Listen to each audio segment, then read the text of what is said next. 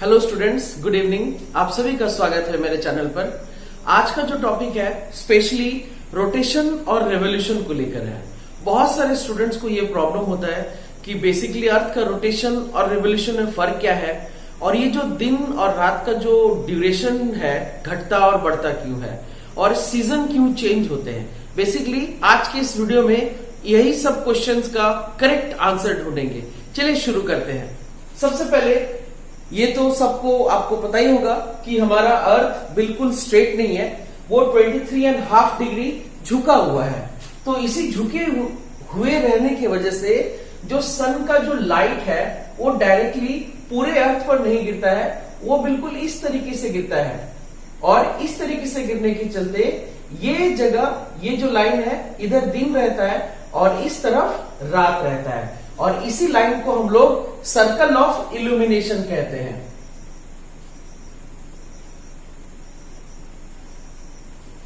हमारा अर्थ सन के चारों ओर इस तरीके से घूमता है। हालांकि ये एलिप्टिकल पाथ है, पूरी तरीके से राउंड पाथ नहीं है। तो सबसे पहले हम लोग जरा देखेंगे ये जो 21 मार्च का ये जो कंडीशन है, इस कंडीशन पर क्या क्या बेसिकली अवस्था होता है, क्या क्या सूरज और पृथ्वी के बीच में क्या कंडीशन होते हैं, क्या क्या फैक्टर्स हैं। सबसे पहले 21 मार्च की अवस्था में सन का जो रे है वो डायरेक्टली 90 डिग्री पर इक्वेटर पर गिरता है, जिसके चलते हम लोग सभी को जानते हैं अर्थ को दो पार्ट में हम लोग ने डिवाइड किया है। इक्वेटर के चलते नॉर्थ पोल या नॉर्दर्न हेमिस्फीयर का एरिया ये वाला और ये साउदर्न हेमिस्फीयर का एरिया। तो 21 मार्च को नॉर्थ पोल में स्प्रिंग सीजन होता है और साउथ पोल में ऑटम सीजन होता है। स्प्रिंग सीजन का मतलब होता है बसंत ऋतु और ऑटम सीजन का मतलब होता है पतझड़ का मौसम। तो 21 मार्च को नॉर्थ पोल पर स्प्रिंग होता है और साउथ पोल पर ऑटम होता है और इस कंडीशन में दिन और रात दोनों बराबर होते हैं। चलिए इसके बाद, और इस अवस्था को हम लोग इक्विनॉक्स भी कहते हैं। अब इसके बाद देखेंगे नेक्स्ट जो सिचुएशन है, जस्ट 3 महीने बाद का सिचुएशन है, वो है 21 जून। तो सबसे ज्यादा डिफरेंस होता है 21 जून और 21 सितंबर। जरा सा ये ध्यान दीजिए कि इस कंडीशन में ही अर्थ सन के सामने आता है। तो इस कंडीशन में जब अर्थ के सामने आता है तो 21 जून को बेसिकली सन का जो रे है वो ट्रॉपिक ऑफ कैंसर पे डायरेक्ट गिरता है। ये जो रेंज है ये ट्रॉपिक ऑफ कैंसर है, जिसके चलते नॉर्थ पोल पर समर सीजन होता है, नॉर्थ हेमिस्फीयर में समर सीजन होता है और यहां पर लंबे दिन होते हैं, longer days and shorter nights इस जगह पर।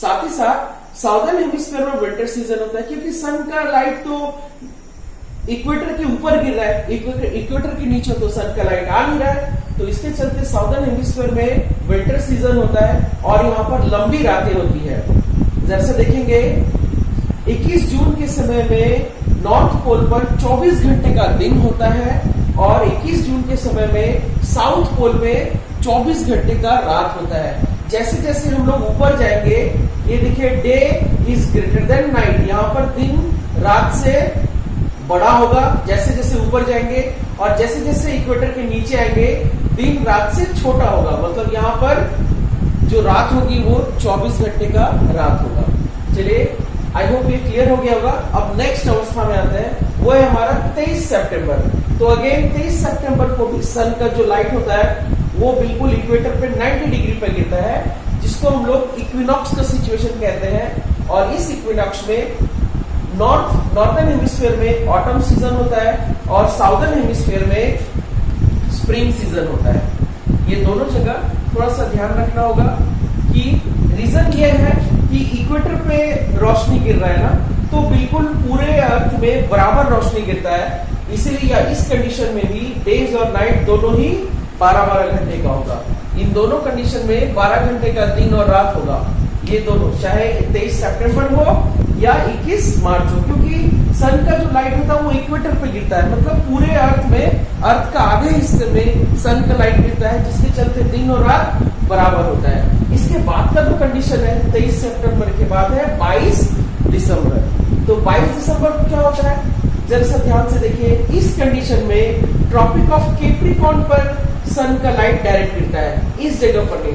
चूंकि सन झुका, अर्थ ऐसे झुका हुआ है, ये ऐसे आया और ऐसे आया। तो इस कंडीशन में ट्रॉपिक ऑफ कैप्रिकॉर्न पर लाइट गिरता है 90 डिग्री पर सन का, जिसके चलते नॉर्दर्न हेमिस्फीयर में विंटर सीजन होता है। देखिए सन का लाइट तो tropic of Capricorn southern hemisphere में, तो यहाँ पर नॉर्दर्न हेमिस्फीयर में विंटर सीजन होता है।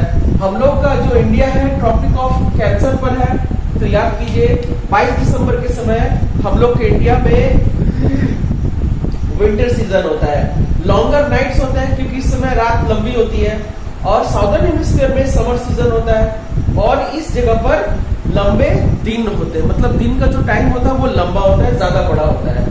यहाँ पर बिल्कुल अगर साउथ पोल की बात करें तो यहाँ पर 24 घंटे का दिन होगा और नॉर्थ पोल पे 24 घंटे का रात होगा।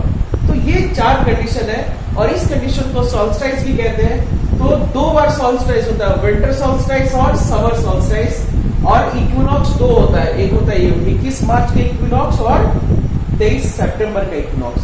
यही छोटा सा टॉपिक था, revolution of the earth around the sun. I hope आप लोग को ये अच्छा लगा होगा। Thank you.